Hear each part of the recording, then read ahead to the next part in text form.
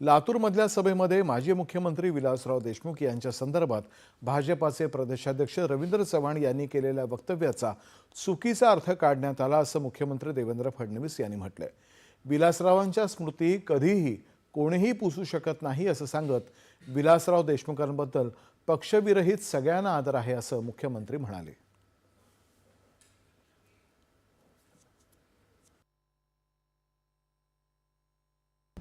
रवींद्र चव्हाणांनी त्या विधानावर स्पष्टीकरणही दिलेलं आहे, दिलगिरी व्यक्त केलेली आहे। त्यांनी हे स्पष्टपणे सांगितलं आहे की मी फक्त रेकॉर्डबद्दल बोलत होतो की नवीन रेकॉर्ड तयार करा, बाकी विलासरावांच्या बद्दल या महाराष्ट्रात पक्षविरहित सर्वांना आदर आहे। त्यामुळे विलासरावांच्या स्मृती कोणी पुसणार नाही, कोणी पुसू शकत नाही।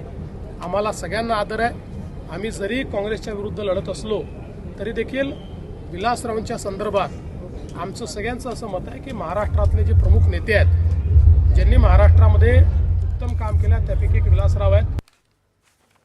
त्यापूर्वी रवींद्र चव्हाण यांनी देखील याबाबत दिलगिरी व्यक्त केली। लातूरमधल्या सभेमध्ये माजी मुख्यमंत्री विलासराव देशमुख यांच्यावरती कुठलीही टीका केलेली नाही, माझ्या वक्तव्याचा विपर्यास करण्यात आला असं ते म्हणाले। काँग्रेस पक्ष विलासराव देशमुख यांनाच केंद्रस्थानी ठेवून मत मागत आहे, त्या संदर्भामध्ये आपण वक्तव्य केलं होतं। आपल्या विधानाचा कोणाचाही वैयक्तिक अपमान करण्याचा उद्देश नव्हता असंही त्यांनी स्पष्ट केलं।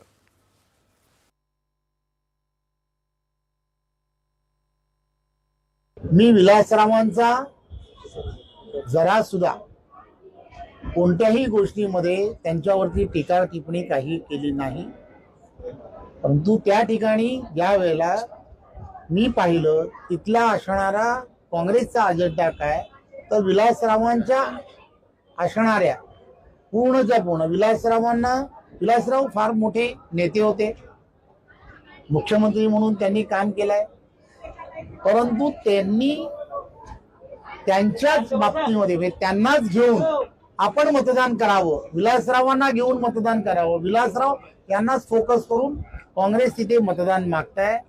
त्यामुळे त्या ठिकाणी आता नरेंद्र मोदीजींच्या नेतृत्वात झालेलं काम, महायुतीच्या बाबतीमध्ये त्या ठिकाणी केलेलं काम, या सगळ्या गोष्टी त्या ठिकाणी विकासात्मक ज्या दृष्टिकोनातून झाल्या आहेत त्या संदर्भात मी तसं म्हटलं, परंतु तरी सुद्धा त्यांचे चिरंजीव माझे अत्यंत चांगले मित्र आहेत, त्यांच्या जर त्यामधल्या भावना दुखावल्या असतील तर मी नक्कीच त्यांची दिलगिरी व्यक्त करेन।